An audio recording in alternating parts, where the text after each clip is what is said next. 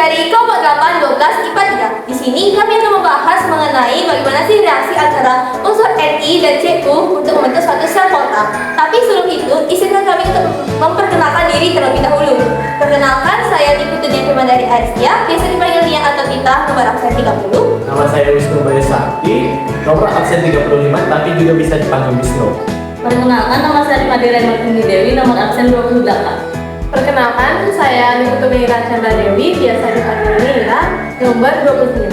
Jadi disimak ya. Dah. Baik, di sini saya akan memulai video pembahasan mengenai reaksi antara Ni dan Cu, di mana sebelum itu kita perlu tahu mengenai deret volta. Di sini saya sudah menulis untuk unsur-unsur yang termasuk deret volta. Untuk deret volta, apabila semakin ke kanan, mudah direduksi, semakin ke kiri, mudah dioksidasi.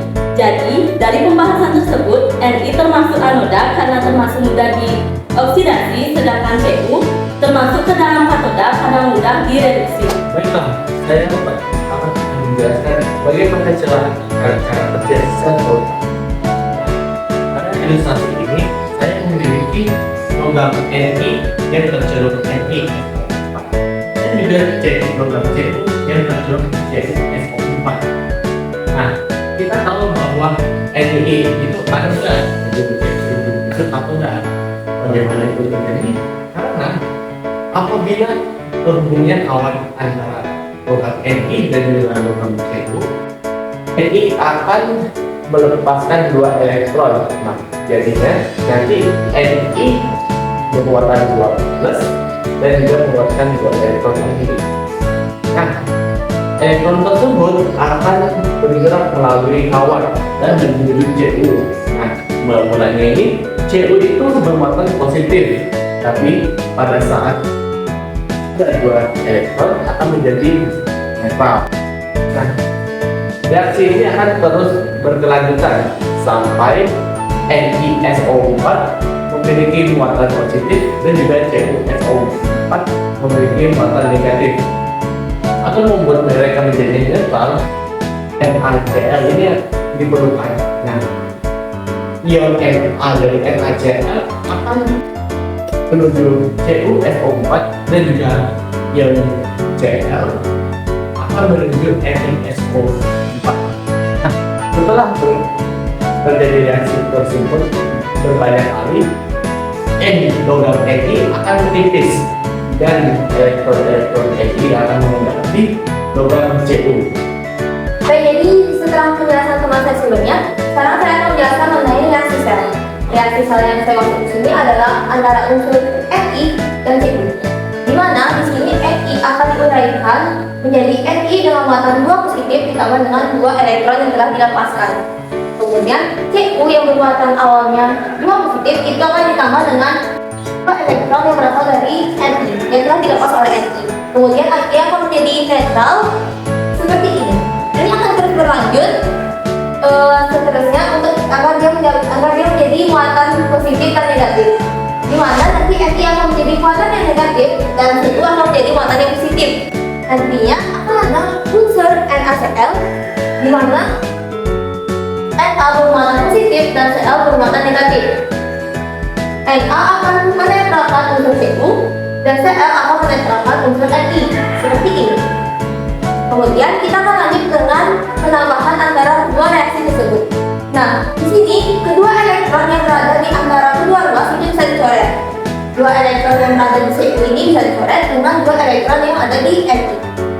Kemudian ini akan mempermudah reaksi yang akan ditimbulkan oleh kedua reaksi tersebut. Di sini akan menjadi Ni ditambah dengan Cu dengan muatan 2 positif menjadi Ni dengan muatan positif ditambah dengan Cu. Dimana di sini kita bisa lihat bahwa muatan Ni itu bertambah biloxnya menjadi 2+, sehingga dia mengalami oksidasi. Kemudian Cu itu mengalami penurunan bilox, sehingga ia akan mengalami satu reaksi menjadi reduksi. Nah, jadi sekian mengenai reaksi sel. Baik, jadi di sini saya akan menjelaskan mengenai potensial sel. Nah, di mana potensial sel itu dapat dicari menggunakan dua cara, yaitu yang pertama menggunakan rumus kedua menggunakan reaksi dari sel itu sendiri. Baik, kita masuk ke cara yang pertama, yaitu menggunakan rumus.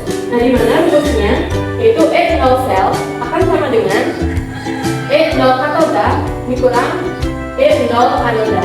Nah, di sini kita menggunakan unsur Ni dan Cu, di mana katodanya adalah Cu, sedangkan Ni berperan sebagai anoda.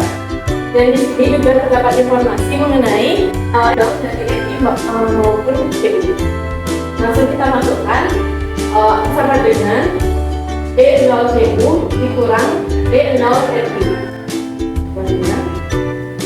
plus 0,34 dikurang ini 0,23 lanjutkan plus 0,23 sehingga didapat hasil akhir yaitu 0,577 volt.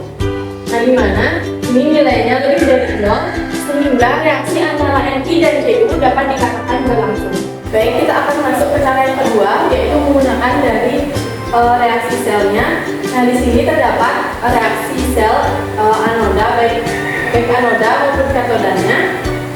Nah, di sini reaksi Ni itu kita balik dikarenakan dia mengalami proses oksidasi, di mana Ni akan berubah menjadi reaktannya, sedangkan ini Ni2+ ditambah 2 akan menjadi produknya. Nah, selain itu nilai dari E0-nya juga berubah atau dibalik, di mana sebelumnya bernilai negatif akan menjadi positif. Lalu untuk reaksi Cu-nya tinggal kita tulis. Nah, 2 elektron baik di ruas kanan maupun ruas kiri itu dapat dicoret. Lalu kita tinggal turunkan unsur yang masih terdapat pada reaksi, dan juga E0-nya kita tambah. Nah, jadi dari cara yang kedua juga kita dapatkan hasil E0-nya atau potensial selnya bernilai plus 0,57. Jadi notasi sel reaksi Ni dan Cu adalah Ni sebagai anoda awal dengan perubahan fase yang menandakan terjadinya oksidasi menjadi Ni2+ sebagai anoda akhir. Lalu ada jembatan garam, unsur Cu2+ sebagai katoda awal dengan perubahan fase yang menandakan terjadinya reduksi menjadi Cu sebagai katoda akhir. Baik, jadi sekian pembahasan kami mengenai reaksi antara unsur Ni dan Cu untuk membentuk suatu sel portal. Terima kasih sudah menonton video kami. Mohon maaf